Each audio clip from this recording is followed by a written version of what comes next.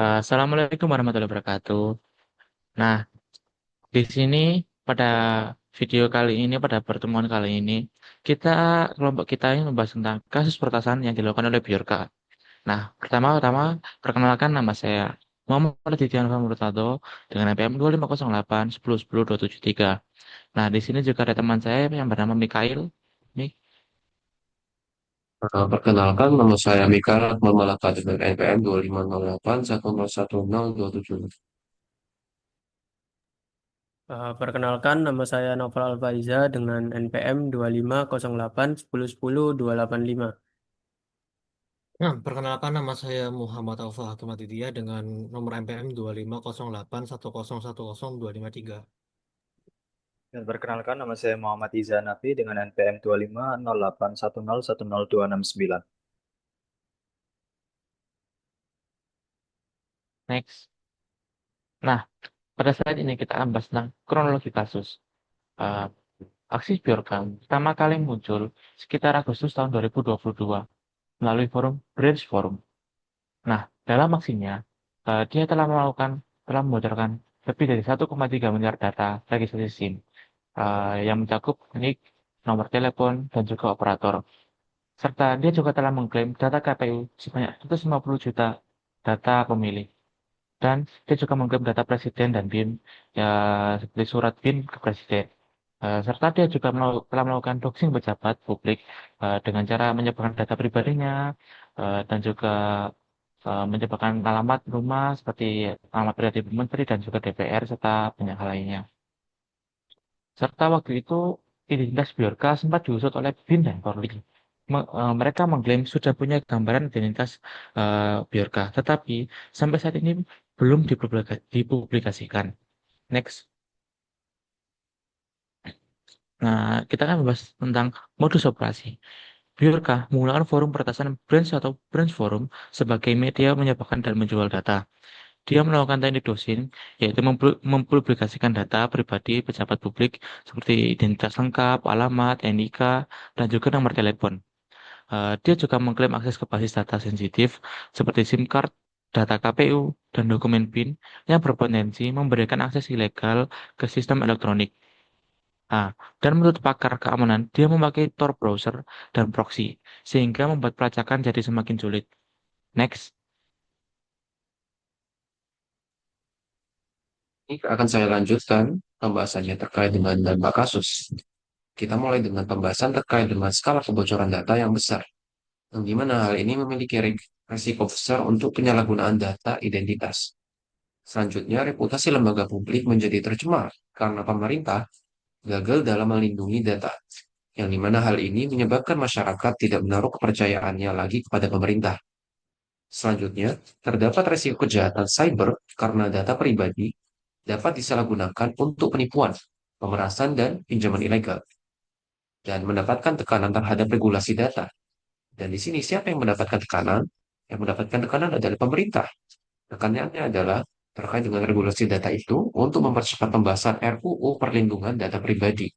Terakhir adalah menunjukkan bahwasannya instansi publik belum siap untuk memenuhi kewajiban perlindungan data, yaitu pemerintah itu sendiri. Lanjut. Dan sekarang kita akan mengenali apa itu jenis cybercrime dan klasifikasi dari setiap jenisnya. Pertama adalah data breach atau kebocoran data pribadi, yang dimana hal ini merupakan tindakan pengambilan data sensitif tanpa izin, seperti SIM card dan data pembelian umum untuk dijual. Selanjutnya adalah unauthorized access, yang dimana hal ini merupakan tindakan mengakses sistem elektronik tanpa izin. Bjorka telah melakukan akses ilegal terhadap database SIM dan KPU. Yang terakhir adalah doxing, yang telah disinggung sebelumnya, di mana hal ini merupakan tindakan mempublikasi data pribadi individu tanpa izin, seperti data alamat pejabat yang disebar ke publik. Di sini kita mengetahui bahwasannya klasifikasi ini menunjukkan kompleksitas tindakan siber yang dilakukan bukan sekedar meretas, tetapi juga mengeksploitasi dan menyebarkan data secara publik.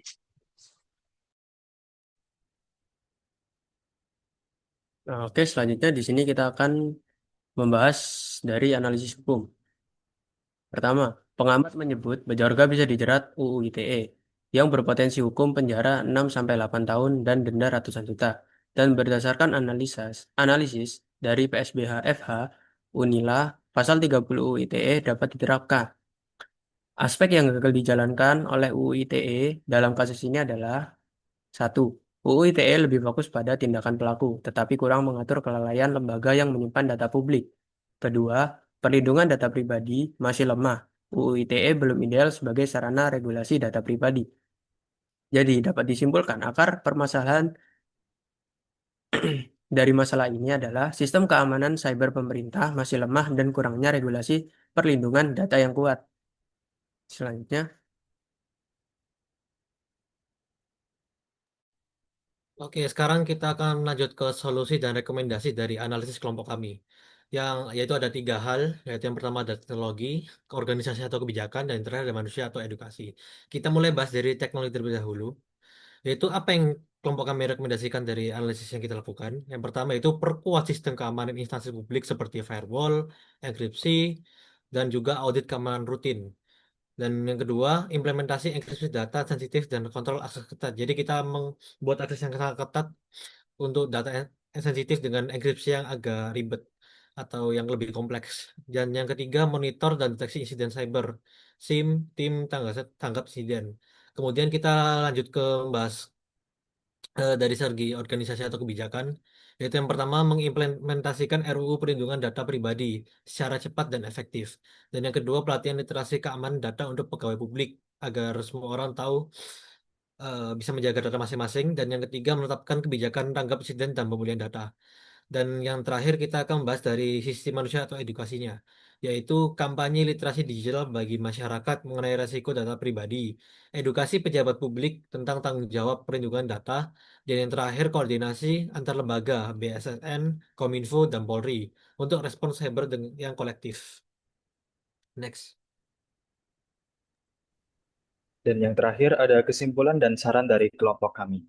Seperti yang kita tahu bahwa kasus pembobolan data atau pencurian data dari Bjorka itu sempat viral dan sempat ramai sekali diperbincangkan pada masa itu. Jadi kesimpulan dari kasus tersebut adalah kasus Bjorka mengungkap rentannya keamanan data di Indonesia terutama di instansi publik. Pelanggaran bersifat multiset yaitu akses ilegal, pembocoran data, dan juga doxing.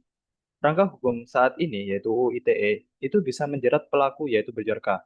Namun, belum cukup untuk melindungi subjek data secara menyeluruh. Saran dari kelompok kami adalah kita sebagai masyarakat dapat mendesak beberapa pihak agar mempercepat pengesahan dan implementasi dari RUU PDP. Selanjutnya, kita dapat memperkuat kapabilitas keamanan cyber lembaga publik dan juga meningkatkan kesadaran publik terhadap risiko data pribadi.